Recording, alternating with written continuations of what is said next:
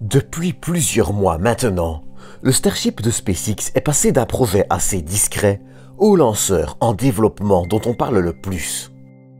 Entre les actualités lunaires et le vol du Starship SN15 qui approche, à son tour, à grands pas, je vous propose, une fois de plus, de s'offrir une petite mise à jour des dernières avancées du couple Starship Super Heavy, mais aussi pour revenir sur les coiffes de Falcon 9. Vous comprendrez.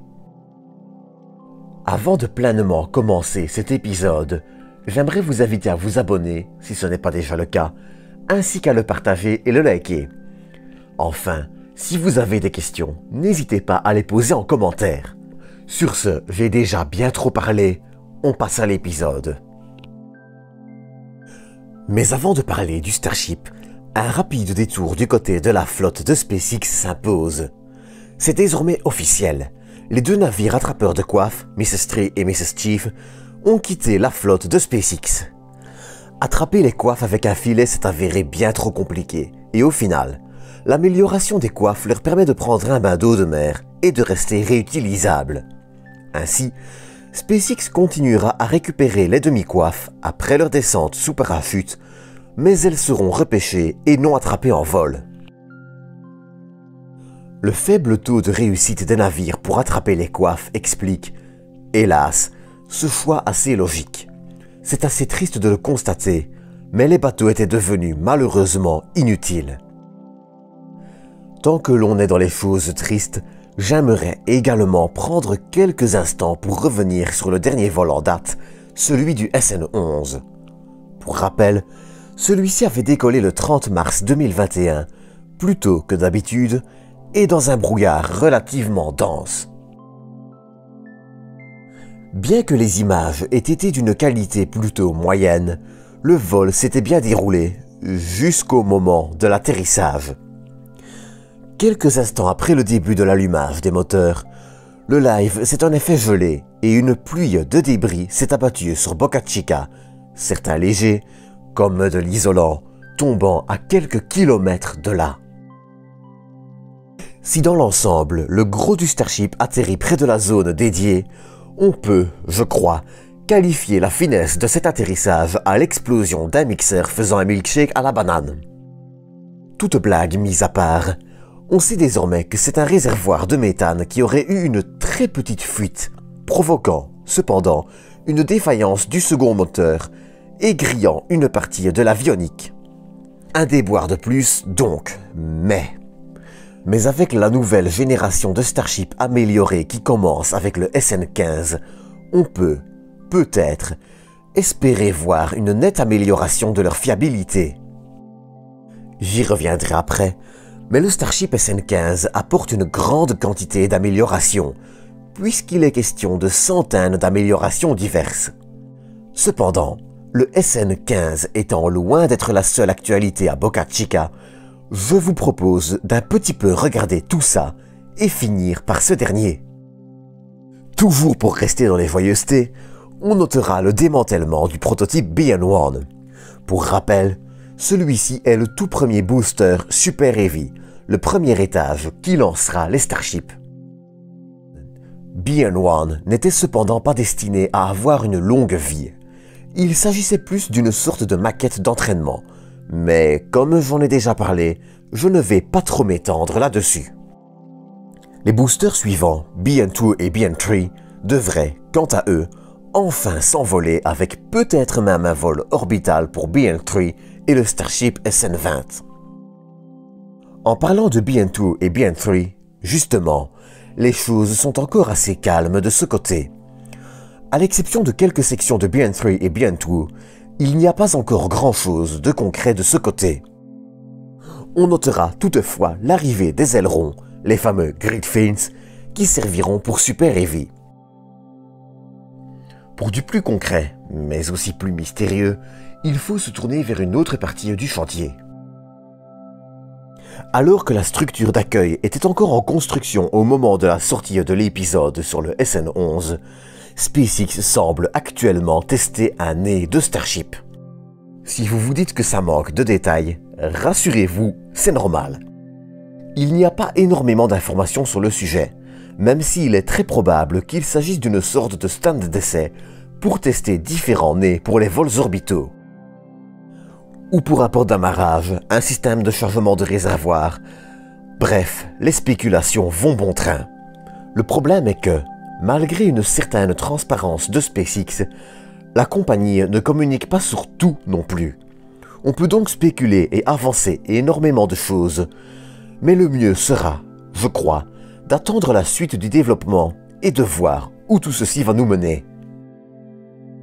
Avant de parler des véhicules en eux-mêmes, j'aimerais rapidement parler des pas de tir. Premièrement, on notera que des améliorations ont été réalisées au niveau du pas de tir suborbital du SN15. Le pas de tir orbital, lui, avance à grands pas et la tour de lancement, elle, commence enfin à sortir de terre. Pour rappel, c'est cette tour qui sert notamment à embarquer les astronautes et le carburant liquide d'un lanceur. Dans le cas du Starship, elle devrait aussi, d'après Elon Musk, permettre d'attraper Super Heavy au moment de son atterrissage.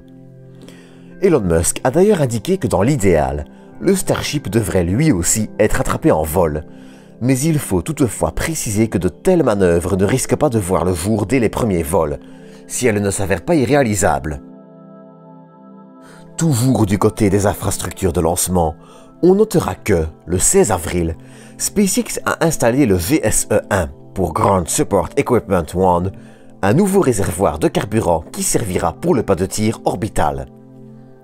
Ce qui est intéressant avec ce réservoir, c'est que SpaceX semble avoir fait le choix d'utiliser les mêmes structures et les mêmes matériaux que ceux des Starship et des Super Heavy. Un second réservoir, le GSE-2, devrait, quant à lui, être installé après le lancement du SN15 qu'Elon Musk voudrait réaliser la semaine prochaine. Mais avant de passer au SN15 et à la Lune, un petit tour d'horizon s'impose.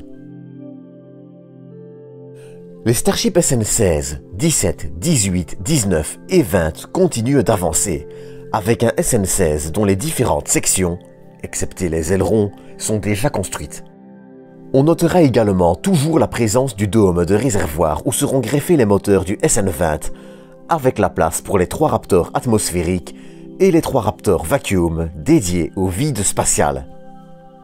Toujours en parlant de Raptors, les 3 Raptors du SN15 sont arrivés ce vendredi 16 sur le site de Boca Chica.